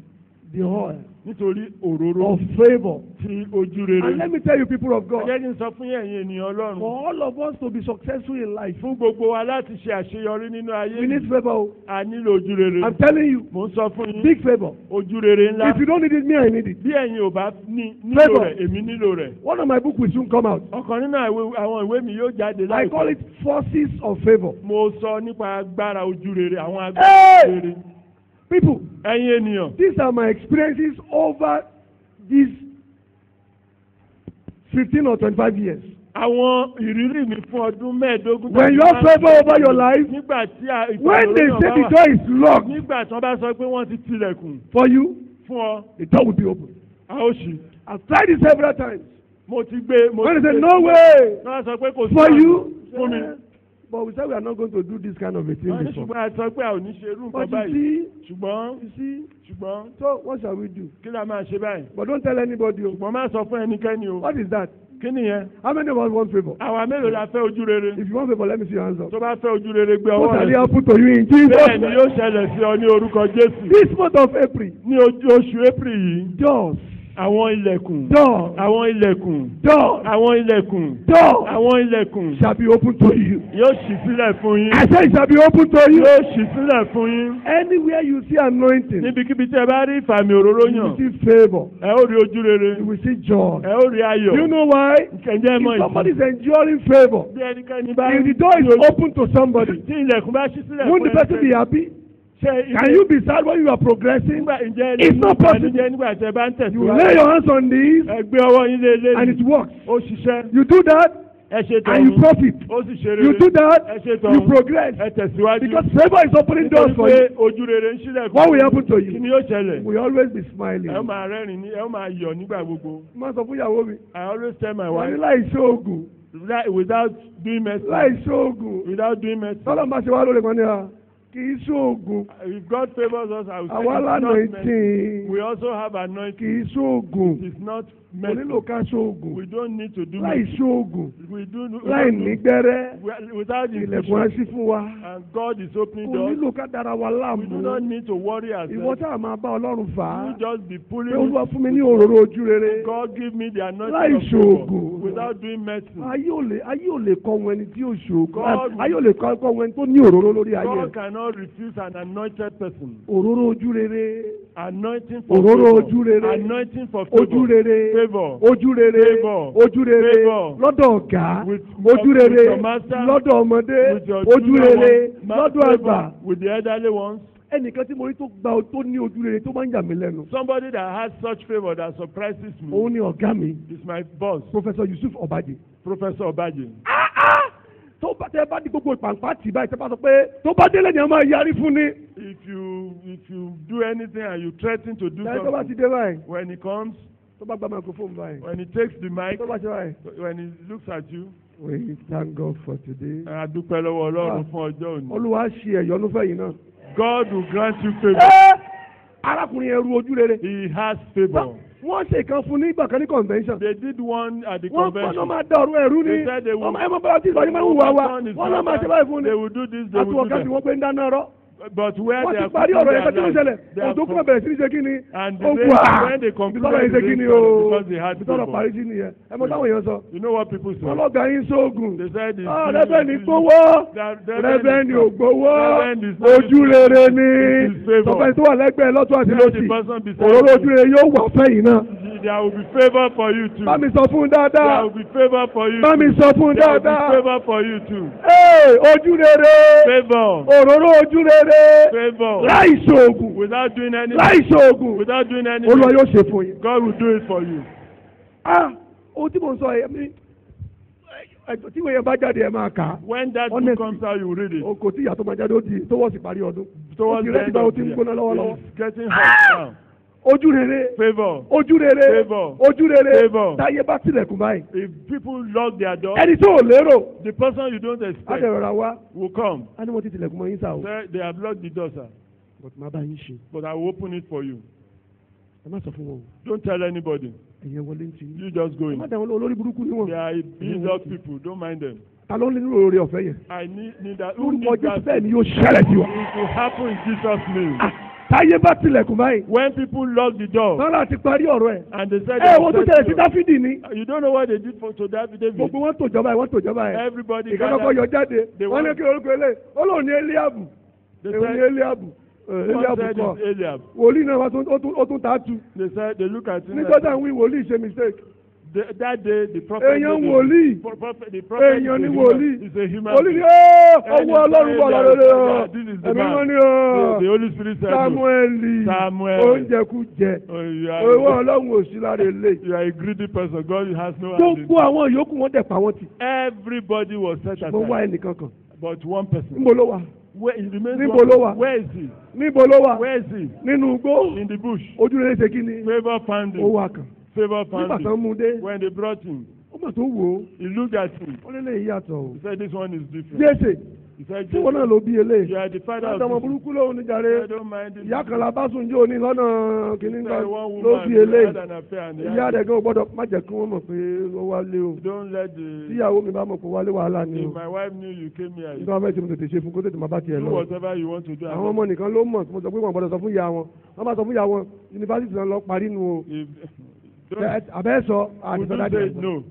Ṣé o tó fẹ́ ṣe mú kíákíá kí Do ìyàwó what àti you wọlé? want to do very quickly. Ìyàwó mi lọ ọjà tó bá ti wọlé wàhálà ni o. When my wife Má comes, da inú ilé mi rú ṣé o tó fẹ́ ṣe fún. don't destroy my family. Samuel ní Samuel ẹ̀sà said, kí ló lè dẹ̀ lọ fi eléyìí pamọ́ sórí. why did you go and hide this one in the Olóríire leléyìí. These are- Àwọn these tó are kó lucky tẹ̀ people. kójọ yìí orí All burúkú these náà gbé ones wáyé. are lucky. Wọ́n kàn gùn wọ́n They kàn are já ni. just tall and Ẹ dákun ẹ pa àwọn gbogbo wọn ti jàre. Put them aside. Mo gbàdúrà fáwọn ọmọ wa lórúkọ I pray Jésù. for your children. Àní tọmọ fún ìkọ̀sílẹ̀. They will not be rejected in Jesus' name. Níjọ́ tí olóríire ń wá ọ̀nà gbogbo wọ́n ń ṣe àwọn èèyàn jẹ́ tó bẹ́ẹ̀ ṣe lóore tó bá kan tọmọ wa wọn ò ní sọ pé bẹ́ẹ̀ They say kọ́. they are gathering people for favor. Ojú rere Not rejected. òróró ojú rere They are not òróró for ojú rere favor. ọmọ ní Anointed ọyá for kúnlẹ̀ favor. Samuel They David wọ́n ti put dálé lórí. David down and they Ẹ wá anointed him. gbogbo ọjọ́ Dáfídì pátápátá Look at all the days of David. ó máa ń rìn kóríire ni. He was always Jẹ́jẹ́ rẹ̀ báyìí lójókòó He will just sit down. wọ́n lọ pè wá nínú igbó They went to wọ́n mú wá bring him sáàrin from the ìlú bush into ẹlòkan the wà midst tí of mo ń people. gbó nínú wa Somebody Olúwa yóò fà ẹ́ wá sáàrin ìlú lórúkọ bring Jésù. him into the town. Jẹ́jẹ́ rẹ̀ lójókòó He báyìí was sitting down quiet. jẹ́jẹ́ lójókòó He sat ó down kàn quiet. lọ fẹ́ wo àwọn èèyàn rẹ̀ lásán ni níbẹ̀ ló pàdé oríire rẹ̀ And he met his own tá à ń pè people ní Gòláyàtì that they call Goliath. gbogbo àwọn èèyàn pawọ́pọ̀ wọn rí Gòláyàtì ṣẹ́gun Everybody ṣùgbọ́n tó ní joined kó and ojú they rere ń couldn't bẹ lára do it. dáṣáṣá ẹ̀jẹ̀ But Dáfídì because of anointing on David, Ó David's ṣẹ́gun o. life, he Ó overcame ṣẹ́gun. me. He Ó overcame ṣẹ́gun. me. He overcame me. Sọ́ọ̀lù lè títí Saul tried several tó bá days. dènà dé báyìí tó má lọ ti ká mọ́nú kòtò He- ó ká mọ́nú àpáta he- bíbélì á wí pé ogun ẹ̀yìn ṣe kí ni ó tún jà Sọ́ọ̀lù àwọn tó ń lépa rẹ̀ ogun ẹ̀yìn á má jà wọ́n lóṣù yìí Everyone pursuing you, you have war ó ní pursuing ogun ẹ̀yìn á jà wọ́n ní oṣù yìí you. You have war pursuing them.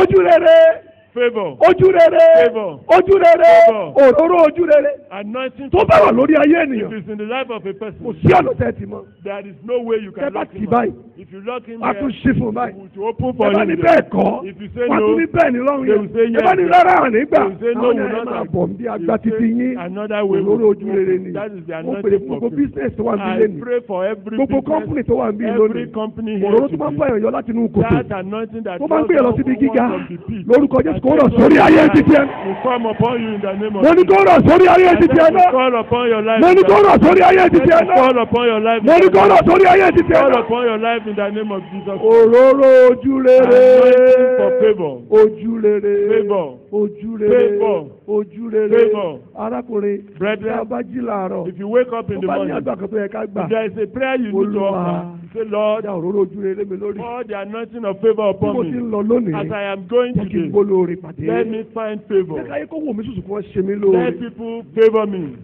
Arákùnrin àti arábìnrin. Brethren, Mo mọ ohun tí mò ń sọ o. I know what I'm Bí mo talking ṣe about. dúró yìí. As I'm standing, Òróró ojú rere ló gbé mi ró o. it is anointing. Ẹ bá sọ pé kì í Anointing ṣe for mímọ̀ favour. ṣe. It's not by my Kì í ṣe strength. nípa agbára. It's not by Bẹ́ẹ̀ power. ni kì í ṣe nípa ipá. It's not by Ẹlòmí force. àti ẹ̀wò títa ní Some people a ní will kí ló fi qualify fún. He said, why is he qualified? Tó fi qualify fún kọ́ ni kò máa It's wù. not that. Àló pé nǹkan kan tó mú qualify. There is something that qualifies. Òróró ń bẹ lórí ẹ̀. There is anointing on Òróró ń bẹ lórí There ẹ̀. is anointing Òróró on ń bẹ lórí ẹ̀. There is Eléyìí anointing. sọ̀rọ̀ kìíní òróró ló bá lórí Not just ẹ̀. Wọ́n ní another room. ẹ dákun ẹ fílẹ̀ ẹ fílẹ̀. Just leave him. Ojú rere. Favour. Ojú rere. Favour. Bàbá sọ fẹ́ tó wà lẹ́gbẹ̀ẹ́. Pray Bá mi for fi the ọwọ́ ẹ̀ person mú. near you. Hold Ní his lórúkọ hand. Jésù. That in the name of Jesus, Nínú oṣù yìí. this month, Ẹ̀yin náà ó gbádùn òróró ojú to rere. enjoy anointing for Bá mi sọ favour. fún dáadáa. Tell him very well. Nǹkan kẹta. The third thing. When the anointing is upon your life. Nígbà tí ìfàmì òróró yàn bá wà lórí When yín. the anointing is upon your life. Nígbà tó bá wà lórí yín. You will always know what to do. Ẹ ó mọ ohun tí ó yẹ kí ẹ ṣe nígbà gbogbo. 1 John chapter 2 verse 27. John Yohanu kìíní orí kejì ẹsẹ̀ 1 ìkẹtàdínlọ́gbọ̀n. John chapter 2 verse 27. John kìíní orí What does he kejì say? ẹsẹ̀ ìkejìdínlọ́gbọ̀n. What does he say? Kí ló wí? Huh? What does he say? 1 John 2:27. 1 John 2. Is that so? Ṣùgbọ́n ìfòróróyàn tí ẹ̀yin ti gbà lọ́wọ́ rẹ̀ ó gbé inú yín ó ń gbé inú yín ẹ̀yin kò sì ní pe ẹnìkan ẹ̀yin kò ní pe ẹnìkan ń kọ́ yín ṣùgbọ́n ìfòróróyàn náà ń kọ́ yín lé ohun gbogbo Kí ló ń tí ó kọ́ jẹ́ yàn? òtítọ́. Kí ló máa ń kọ́ yàn? What teaches someone? Kí ni? What? Mi gbọ́. What? Time will not permit me to give you understanding. Àkókò kò ní gbà mí láyè láti ṣàlàyé. You know, Saul was a useless man. Sọ́ọ̀lù jẹ́ ẹni tí ò wúlò. Not respected, Ẹni tí a ò bọ̀wọ̀ not fún. honored. Ẹni tí a ò buyì fún. Immediately Samuel put oil on him. Ní kété tí Samuel da òróró lé lórí. Go. Ó ní lọ. Said, do as the anointing bids you. Ó ní ṣe gẹ́gẹ́ bí ìfàmì òróró yàn bá ṣe kọ́ ọ. Hello. And do you know what happened after? Ǹjẹ́ mo ohun tí ó ṣẹlẹ̀ lẹ́yìn eléyìí? As he began to go, Bí ó ti ń lọ. as he began to Bí ó go, ti ń lọ. the anointing kept on directing his path. Ìfàmì òróró yàn bẹ̀rẹ̀ sí. So much that he met some men. Ó pàdé àwọn ènìyàn kan. One said, how are you? Wọ́n ní báwo Yeah, I'm ni? fine. Wọ́n ní onímọ̀ àlàáfíà. What's your name? He said, Wọ́n ní kí lórúkọ ẹ̀? Ó ní sọ̀rọ̀. take wine. Ó ní gba wáìnì. They just volunteered to bless him. Wọ́n kàn gbà láti bùkún fún un. Take. Gba Another wáìnì. one met him again Àwọn mìíràn tún and pàdé gave rẹ̀. him bread. Wọ́n fún un ní Another àkàrà. one met him Àwọn again, mìíràn pàdé rẹ̀. gave him a goat. Wọ́n fún Or un ní ram. ẹran ewúrẹ́. Today is not that day. One day we will talk Èmi about kọ́ that. ni ọjọ́ náà ó sọ ní What is the ọjọ́ meaning náà. of that? Kí ni ìtumọ̀ eléyìí? When you carry the anointing, Nígbà tí ẹ bá gbé ìfàmì òróró yàn, it will give you direction. yóò darí ọ̀nà yín. Why? Kí nìdí? Because the anointing is the presence of the Holy Spirit. Nítorí pé ìfàmì òróró yàn ní ìwà láàyè mi And you mímọ́. know there is one thing our brain does not know. Ohun kan wà tí There are many ọpọlọ things wa our ò brain mọ̀. does not know Ọ̀pọ̀lọpọ̀ nǹkan wà tí ọpọlọ wa ò mọ̀. that the Holy Spirit knows.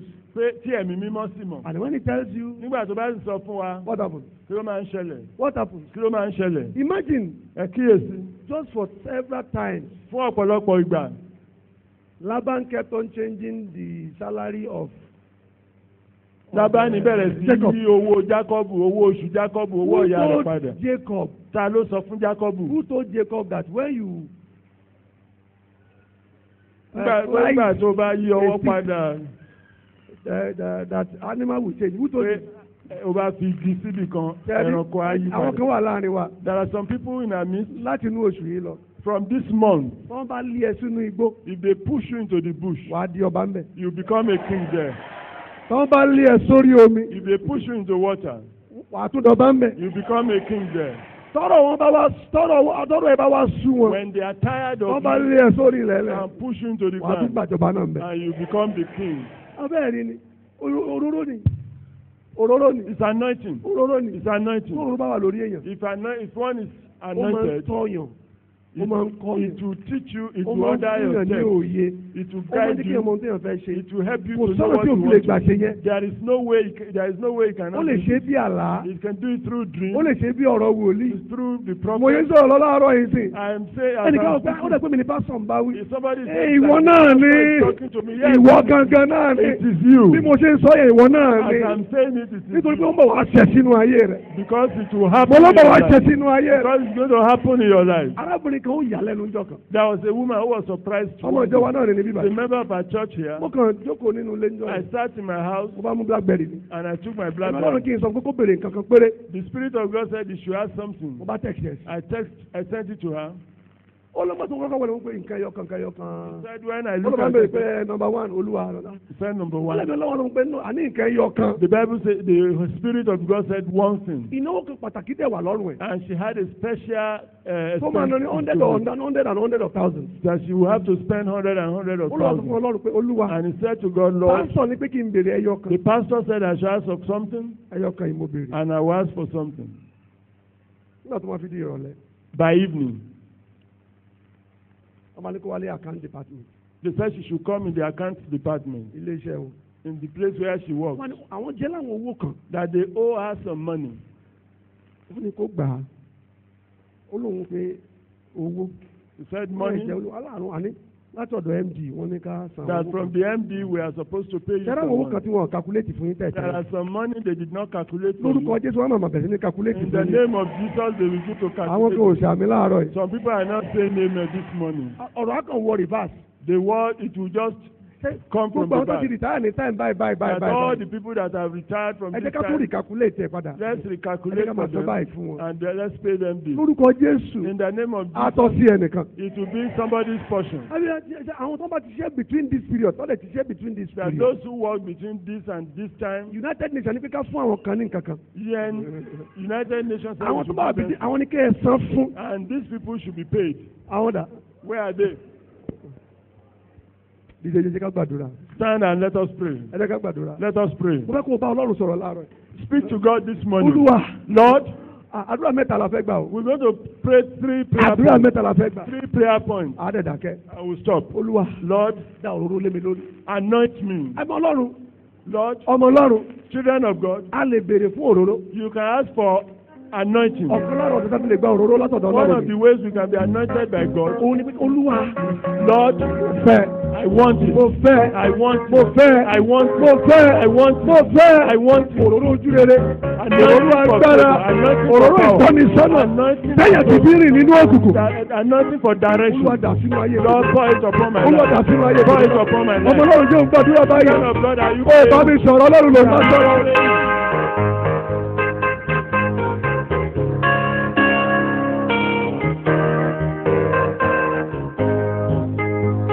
Olúwa mo fẹ́. Favor, I want it. Mo fẹ́. I want it. Ìfàmì òróró yàn. Anointing for favor. Tó fi òkè wá. From above. Láti ọ̀dọ̀ Ọlọ́run wá. From God. Olúwa o. Lord, Olúwa ti fún mi. give unto me. Ìfàmì òróró yàn. Anointing from Tó mú above. kí èèyàn yàtọ̀ láàrin ẹgbẹ́ àti ọ̀rẹ́. There's a difference between one and the Níbi other. iṣẹ́. At the place of Nínú work. ilé ìwé. Olúwa ti fún mi. God grant unto me. Òróró ojú rere. Anointing. Òróró ojú rere. Anointing for favor. Òróró ojú rere. Anointing for favor. Olúwa dà lé mi lórí. God pour it on me. Ọ̀rọ̀ Ọlọ́run wípé. The word of the Lord says. Ó dá òróró sí mi ní orí. He anointed my head. Àgbo mi sì kú àgùnwọ̀n sí. My cup over. Ó ní ọmọ béèrè láàárọ̀ yìí. Lord, I ask this morning. Òróró ojú rere. Anointing for favor. Olúwa dà lé mi lórí. God pour it on me. Olúwa dà lé mi lórí. God pour it on me. Ìjọ ń gbàdúrà láàárọ̀ yìí ọmọ Praying lẹ́yìn. this morning.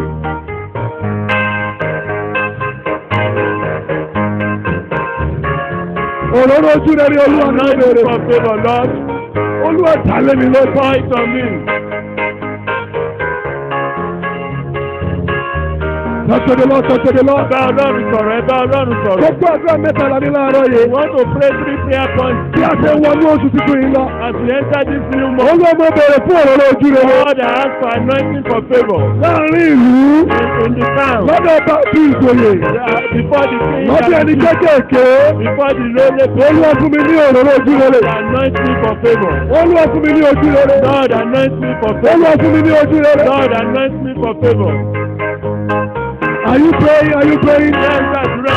Lord, I ask for God. Olúwa mo béèrè. Anointing, anointing. Ìfàmì òróró yàn. Anoint my heart. Anoint my life. Ìfàmì òróró yàn lórí ayé mi.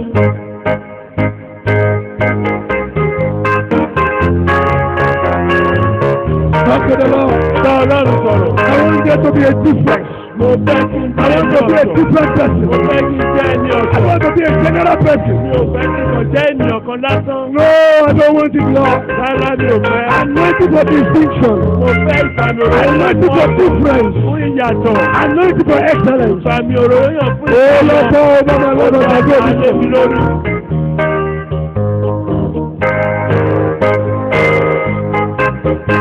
in my office, Níbi iṣẹ́ mi. in my job. Níbi ilé iṣẹ́ mi. Lord, God, Olúwa gbà lé mi Lord, lórí. God, Olúwa gbà lé wa lórí.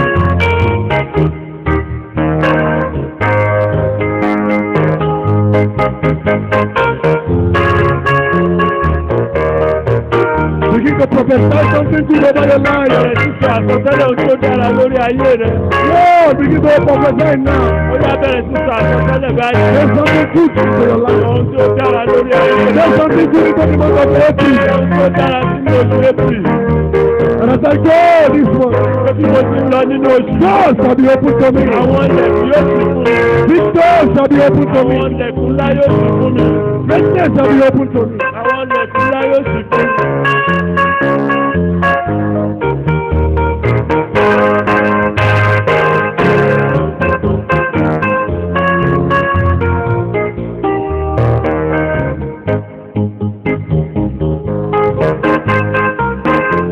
In Jesus' name we pray. Amen. Father, that is our prayer. Bàbá, àdúrà wa ni eléyìí. That as we go in the month of Pé April, bí a ti ń lọ nínú oṣù kẹrin yìí, fresh oil, òróró ọ̀tun, fresh oil, òróró ọ̀tun, fresh oil, òróró ọ̀tun, fresh oil, òróró ọ̀tun, fresh oil, òróró ọ̀tun, fresh oil, òróró ọ̀tun, fresh oil, òróró ọ̀tun, fresh oil. òróró ọ̀tun. Holy Spirit, pour out Ẹ̀mí in mímọ́ Jesus. dà á lé wa lórí. When people say it is not possible, Nígbà tí àwọn ènìyàn bá sọ pé kò ṣeé ṣe, when people say it is not easy, nígbà tí àwọn ènìyàn bá sọ pé kò rọrùn fún oil that makes things easy, òróró tó ń jẹ́ kí nǹkan rọrùn, Lord, release over our lives. Olúwa tú sórí ayé wa. In the name of Ní Jesus. orúkọ Jésù Kristi. When people say the door is closed, Nígbà tí àwọn ènìyàn bá sọ pé lẹ̀kùn ti tì, but for the anointed, ṣùgbọ́n nítorí ìfàmì òróró yàn, the psalmist when he was anointed, onísàmù nígbà tí ó ní ìfàmì and òróró yàn, lift up your heads, O ye gates, ẹ gbé orí sókè ẹ̀yin ilẹ̀kùn, and be lifted up, ye everlasting ẹ doors, sì ti gbígbé sókè ẹ̀yin ilẹ̀kùn ayérayé, both everlasting doors àti ilẹ̀kùn ayérayé, and present gates. àti ilẹ̀kùn As ìsìn. we go in the Bí a month of ti ń lọ April, nínú oṣù April, by the anointing, jẹ́ kí ìfàmì òróró by the yàn, anointing, nípa ìfàmì òróró by the yàn, anointing, nípa ìfàmì òróró be yàn, lifted in the name of Jesus. máa gbé sókè ní orúkọ Jésù Kristi. Be lifted in the name of Ẹ máa gbé Jesus. sókè ní orúkọ Jésù Kristi. Be lifted in the name of Ẹ máa gbé Jesus. sókè ní orúkọ Jésù Kristi. Thank you, Father. Ẹ ṣeun bàbá. That this month, Lord, Pé ní oṣù yìí bàbá, it shall be a month yóò jẹ́ oṣù that we shall start counting èyí tí a ó bẹ̀rẹ̀ sí kà testimonies, ẹ̀rí, testimonies, ẹ̀rí, miracles, àwọn iṣẹ́ ìyanu, signs and wonders àwọn iṣẹ́ in the name of ìyanu Jesus. ní orúkọ Jésù Kristi. Thank you, Father. Ẹ ṣeun bàbá. In Jesus' mighty name we pray. Amen. Open your Bible to Luke chapter 16. Ẹ ṣí Bíbélì yín sínú ìwé Lúùkù orí Luke kẹrìndínlógún. chapter 16, Lúùkù orí kẹrìndínlógún. verse 1 to 3. Ẹsẹ̀ mẹ́ta àkọ́kọ́. 16, 1 to 3. Ẹsẹ̀ orí kẹrìndínlógún ẹsẹ̀ mẹ́ta àkọ́kọ́. From verse 1. Láti ẹsẹ̀ àkọ́kọ́. Jesus told his disciples there was a rich man whose manager was accused of wasting his possessions. Olúwa sì wí fún àwọn ọmọ ẹ̀yìn rẹ̀ pẹ̀lú pé ọkùnrin ọlọ́rọ̀ kan wà tí ó ní ìríjú kan, òun náà ni wọ́n fi sùn pé ó ń fi ohun ìní rẹ̀ ṣòfò. So he called him in and asked him, "What is this I hear about you? Give an account of your management, because you cannot be manager any longer." Nígbà tí ó sì pé ó wí fún un pé èéṣe tí èmi fi ń gbọ́ èyí sí ọ, ṣírò iṣẹ́ ìríjú rẹ nítorí tí ìwọ kò lè ṣe ìríjú mọ́. The manager said to him, "What shall I do?" Said to himself, "What shall I do now? My master is taking away my job. I'm not strong enough to dig, and I am ashamed to beg." Ìríjú náà sì wí fún ara rẹ̀ pé èwo lè mi ó ṣe, torí tí olúwa mi ti gba iṣẹ́ ìríjú lọ́wọ́ mi, èmi kò lè wálẹ̀ láti ṣàgbé ojú ń tì mí. Hello. Mi mọ̀ bóyá orí ẹsẹ̀ Bíbélì yẹn. I don't know if you see this Bible verse. Ojú tì mí láti tọrọ. I am ashamed to beg.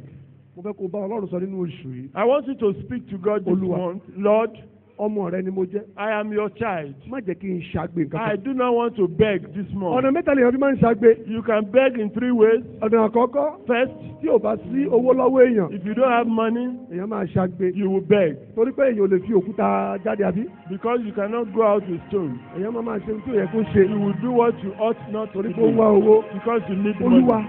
Lord, nínú oṣù yìí. This month, má jẹ́ kí n ṣàgbé owó. I do not want to beg for money. Àgbé kejì tó wà. The second begging. Ó ní àgbé oúnjẹ. Is the begging for money for food. Oúnjẹ. To beg for food. Oúnjẹ. To beg for Ìyá food. alágbájá.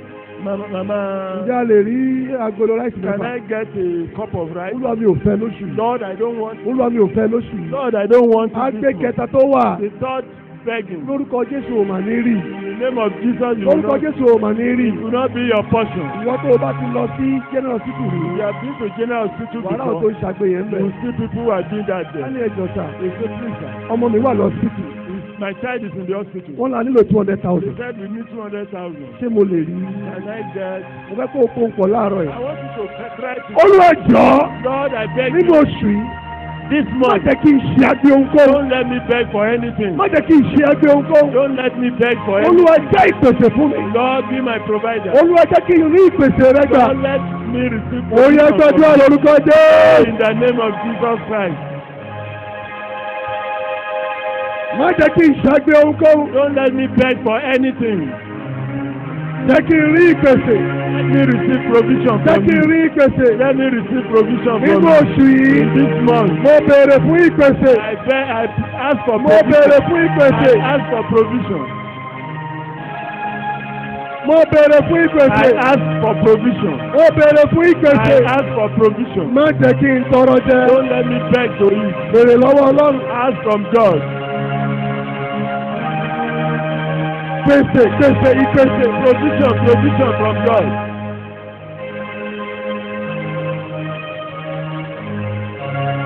Bá Ọlọ́run sọ̀rọ̀. Speak to God. Má jẹ́ kí n tọrọ jẹ. Don't let me beg to Má eat. jẹ́ kí n tọrọ ná. Má jẹ́ kí n tọrọ Don't lè. let me beg to spend. Bí mo ṣe ń lọ nínú oṣù yìí. As I'm going this month, Olúwa jẹ́ kí àánú kó jáde fún mi. Lord, let favor answer for me. Jẹ́ kí àánú kó jáde fún mi. Let favor answer for me.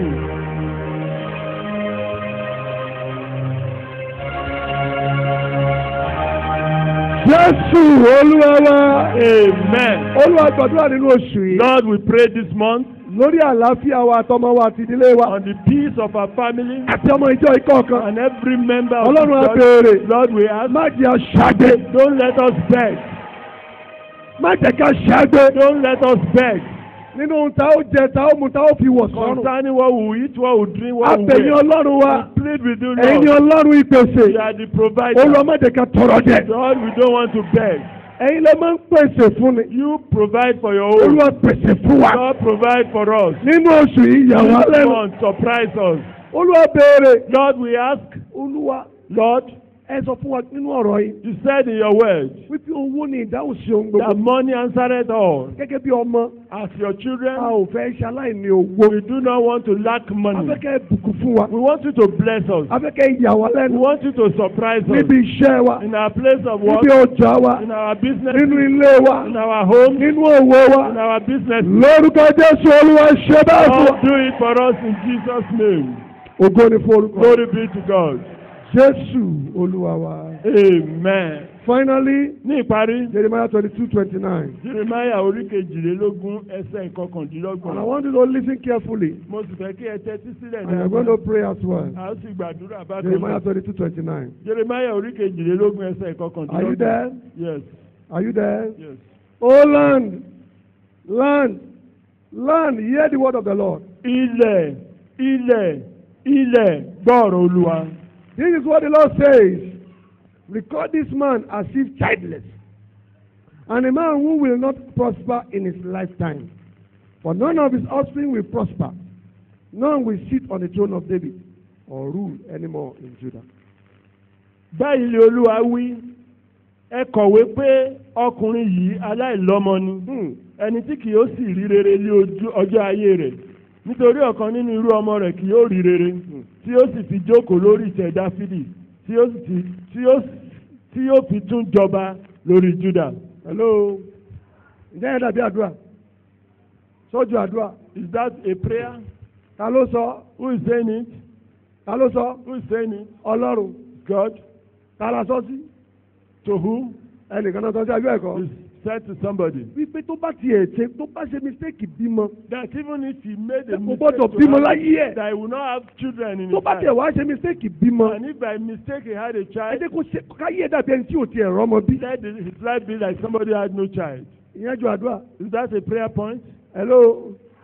Jójú àdúrà. Is that a prayer? Mo fẹ́ kó gbàdúrà. I want you to pray. Gbogbo ọ̀rọ̀ òdì.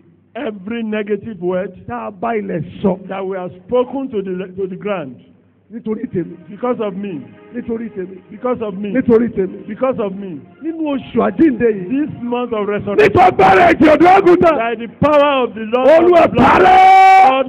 God Olúwa erased them. parẹ́. God erased them. Olúwa parẹ́. Erased them. Oyè gbọdọ̀ lórúkọ Jésù. Lord,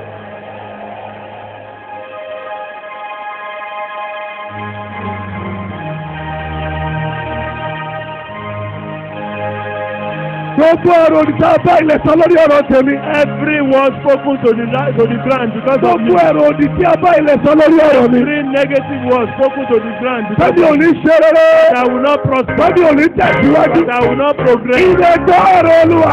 Lord, you land, hear the word Ìwọ of ilẹ̀ God. gbọ́ ọ̀rọ̀ Olúwa. Land, hear the word of Nípa God. gbọ́dọ̀ ẹ̀jẹ̀ ọ̀dọ́ By the àgùntàn. power of the blood of the Lamb. Àpárẹ́. We blot it out. Àpárẹ́. Blot it out. Àpárẹ́. Blot it out. Àpárẹ́. Blot it out. Àpárẹ́. Blot it out. Àpárẹ́.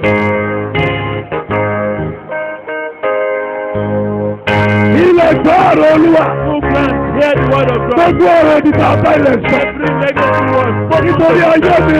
because of my life. Nítorí ọmọ mi. Because of my children. Nítorí ọkọ mi. Because of my wife. Nítorí ìṣẹ́ mi. Because of my business. Ó yá gbọ́ ọ̀rọ̀ Olúwa.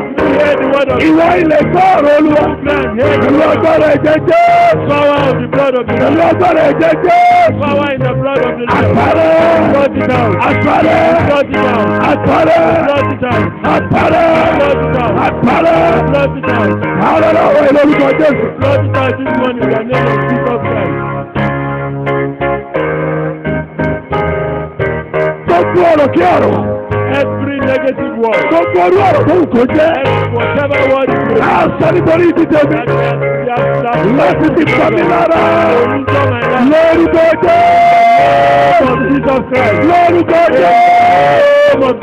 Ìwọ ilé gbọ́ ọ̀rọ̀ Olúwa.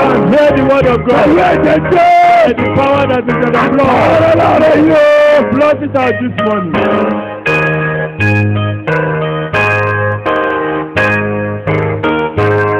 Thank you. Thank you, Father. In Jesus' name we pray. Amen. Father, we thank you. Bàbá a dúpẹ́ lọ́wọ́ yín. Lord, we bless you because you are faithful, Bàbá Father. a dúpẹ́ nítorí pé ẹ jẹ́ bàbá olótìtọ́. One thing gives us confidence Ohun kan fún wa ní ìgboyà. that when we call on Pé you, nígbà tí a bá ké pè yín, you will always answer. ẹ ó dá wa lóhùn nígbà gbogbo. And that is why we are happy to be your child. Ìdí nìyí tí inú wa fi dùn láti jẹ́ ọmọ yín. Thank you, Ẹ Father. ṣeun bàbá. Thank you, Ẹ Father. ṣeun bàbá. Thank you, Ẹ Father. ṣeun bàbá. Thank you, Ẹ Father. ṣeun bàbá. Thank you, Ẹ Father. ṣeun bàbá.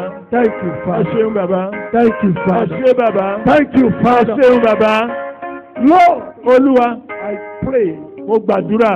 I ask for two things, especially this morning. Mo béèrè fún ohun méjì pàtàkì ní òwúrọ̀ yìí. Two things, especially Ohun this méjì pàtàkì ní òwúrọ̀ yìí. morning. Number one, Àkọ́kọ́, for anybody here this morning fún ẹnikẹ́ni níbí báyìí ní òwúrọ̀ yìí. whose destiny Tí ìpín rẹ̀ through his head nípa orí rẹ̀ has been tampered with, tí ó ti di ohun tí a ti fọwọ́ kàn. I pray. Mo gbàdúrà. I pray. Mo gbàdúrà. I pray. Mo gbàdúrà. I Mo pray. gbàdúrà. I Mo pray. gbàdúrà. I stand on your Mo word. dúró lórí ọ̀rọ̀ rẹ. Because you are the repairer of breaches. Nítorí pé ẹ̀yin ni alátúnṣe ohun gbogbo You tó are ti the bàjẹ́. redeemer. Ẹ̀yin ni I olùgbàlà. pray. Mo gbàdúrà. I Mo pray. gbàdúrà. I Mo pray. gbàdúrà. As in such head, Irú orí bẹ́ẹ̀. receive redemption power Ẹ gba ìdáǹdè lórúkọ Jésù. in the name of Ní Jesus. orúkọ Jésù Kristì. Put your right hand on your forehead. Ẹ gbé ọwọ́ ọ̀tún yín lórí yín. Gbogbo orí tá a ti fọwọ́ kàn níbí báyìí láàárọ̀. Every head that has been touched. Bẹ́ẹ̀ni torí pé wọ́n gbẹ̀sán lára òbí rẹ. Maybe because they want to avenge from your Bóyá láti inú parents. oyún tàbí láti ìkókó. Maybe from pregnancy or from the Tàbí from ní childhood. ìgbàkigbà nínú ayé rẹ. Whenever in your life. Tá a ti gbọ́wọ́lé orí yẹn. That hand has been Tí a sì ti ṣe báṣubàṣu àyànmọ́ àti ìpín yẹn. and turned your destiny into Ó lọ mo dúró nínú ìlérí ọ̀rọ̀ rẹ. Lord, because of your word. Mo dúró nínú ìlérí ọ̀rọ̀ rẹ. Stand on the promise of Pé your word. gbogbo orí tá a ti sọ ní jákujá. And such head that has been turned to Ó kàn rìn ṣáá. and is just Ó walking kàn about, ṣe just ṣáá. doing something Alọ́rọ̀ ayé wo tiẹ̀ yìí. that he does not understand. Tó his bá life. tò díẹ̀ tó dàrú díẹ̀. If it's organized a bit. Ó lọ mo gbàdúrà lónìí. Lord, I pray this Mo morning. gbàdúrà lónìí. I pray this Gbogbo morning. irú orí bẹ́ẹ̀. Head. Lórúkọ In Jésù. the name of Ó yá gba agbára ìràpadà. receive the power of redemption. Ó yá gba agbára ìràpadà. Receive the power of redemption. Ó yá gba agbára ìràpadà. Receive the power of redemption. Ó yá gba agbára ìràpadà. Receive the power of redemption. Ó lọ mo béèrè láàárọ̀ yìí. Lord, I ask this morning, Gbogbo wọn tó ń ṣẹ́ lódì. every hand that is Working working contrary to your plan. in that head. Lórí orí bẹ́ẹ̀. Mo béèrè lónìí olúwa. I ask Lord, Gbogbo ọwọ́ ibi. such negative evil Gbogbo hand, ọwọ́ ibi. such evil hand, Lórúkọ in Jésù. the name of Jesus, Ó yá ẹgbẹ́ dànù. triumph in Jesus' name. Lórúkọ Jésù. Ó yá ẹgbẹ́ In the dànù. name of Jesus, triumph. Gbogbo ọ̀rọ̀ òdì. Every negative word Tá a ti kọ jáde. that has been written, Tá a ti sọ jáde. has been spoken, Tó ń ṣiṣẹ́ lòdì. working contrary Lórí ayé yẹn. on such Lórí life, ayé yẹn. on such life, Lórí ayé yẹn. on such life. Ẹ̀mí mímọ́ o. Holy Spirit, Ẹ̀mí mímọ́ o. Holy Spirit, Ẹ̀mí mímọ́ o. Holy Ẹ̀mí Spirit, mímọ́ o. Holy Ẹ̀mí Spirit, mímọ́ o. Holy Ẹ̀mí Spirit, mímọ́ o. Holy Ẹ̀mí Spirit, mímọ́ o. Holy Mo fẹ́ kí Spirit. n jáde lọ bí iná I láàárọ̀ want you yìí. to go out like fire this morning. Gbogbo ọ̀rọ̀ òdì wọ̀nyẹn. Every such negative Gbogbo owó word, òdì wọ̀nyẹn. every such negative Gbogbo hand, àkọsílẹ̀ òdì wọ̀nyẹn. every such negative Lórúkọ Jésù. Ó yá gbé iná in the sàn. name of Jesus, catch fire. Ìwọ orí yìí ó yá gbọ́ ọ̀rọ̀ Olúwa. You that receive the word of God. Ìwọ orí yìí ó yá gbọ́ ọ̀rọ̀ Olúwa. Such and receive the word of God. Ìwọ orí yìí gbọ́ ọ̀rọ̀ Olúwa. Such and hear the word of God. Ó yá bẹ́ẹ̀ ìdí máa ṣe rere. To prosper. Máa ṣe rere. To prosper. Máa ṣe rere. To prosper. Máa ṣe rere. To prosper. Torí pé akọ wípé. As it is written, Ìwọ mi ni wọ́n ti gbéga bí ìwọ àgbọ̀n rere. my head you have lifted up like The horn of a unicorn. the head of a unicorn. Mo ní lórúkọ Jésù. Said in the name of Àti Jesus, orí rẹ̀ ga láàárọ̀ yẹn. lift up your head this morning. Lórúkọ Jésù mo lá àti orí rẹ̀ ga láàárọ̀ yẹn. In the name of Jesus, Lórúkọ Jésù àti orí rẹ̀ ga your láàárọ̀ head yẹn. is lifted up this morning. Lórúkọ Jésù àti orí In rẹ̀ the ga name of láàárọ̀ Jesus, yẹn. your head is lifted up. Ògo ni fún olùkọ́. Glory be to God. Ògo ni fún Glory olùkọ́. be to God. Ògo ni fún Glory olùkọ́. be to God. Ògo ni fún Glory olùkọ́. be to God. Ní ọ̀nà kejì, Secondly, ẹ̀mí mímọ́ o. Holy Spirit, Mo béèrè. I ask, Mo béèrè. I ask, Mo béèrè ni. fún ẹnikẹ́ni tó lè wà láàrin wa lónìí. For anybody that may be in our midst this morning, pé ó kàn rí ìyanu ni. that is just seeing miracles. ó fẹ́ẹ̀ débẹ̀ ní gbogbo ọ̀rọ̀ rẹ̀. I'm always getting there. ó fẹ́ẹ̀ débẹ̀ ó fẹ́ẹ̀ débẹ̀ ó fẹ́ẹ̀ débẹ̀ ó fẹ́ẹ̀ débẹ̀ ó fẹ́ẹ̀ ṣe ó fẹ́ẹ̀ ṣe. God wants to òun ló ń sọ ní gbogbo ọjọ́ That's yìí. what he's always saying. ó kàn gbọ́ ìlérí ni. Just hearing promises. kò tí ì rí He ìmúṣẹ. has not seen the ó lọ́ fulfillment. mo béèrè lónìí o. What I asked this bóyá morning, ìmúṣẹ iṣẹ́ whether tàbí ìmúṣẹ fulfillment of work admission or fulfillment of tàbí ìmúṣẹ admission, kí ìmúṣẹ tó ń kó lè whatever jẹ́ fulfillment it may tàbí be, ìmúṣẹ oyún níní. it may be fulfillment. lórúkọ Jésù mo In the béèrè. name of Jesus Olúwa Christ, mú iṣẹ́ fún wa. Lord fulfill it. Olúwa mú iṣẹ́ fún wa. Lord fulfill it. adúpẹ́ torí pé ẹ ti ṣe. Thank you because you have done it. bí a ti lọ nínú oṣù. As we go in this month, jẹ́ kí ẹ̀kúnrẹ́rẹ́ ìbùkún rẹ̀ let the fullness of your blessing àti ayọ̀ rẹ̀ and your joy jẹ́ kó jẹ́ ìpín wa. be our portion. adúpẹ́ torí pé ẹ ti ṣe. Thank you because you have done it. ògo ni forúkọ. Glory be to your holy name. ògo ni forúkọ mímọ́ yìí. Glory be to your holy ògo name. ni forúkọ Glory mímọ́ be yìí. to your holy name. Jésù Olúwa wa. In Jesus' mighty name we pray. sí Ọlọ́run. Raise up your hands wherever you are. ẹ jọ̀ọ́ ẹ jẹ́ ká gbọ́ wa sókè bí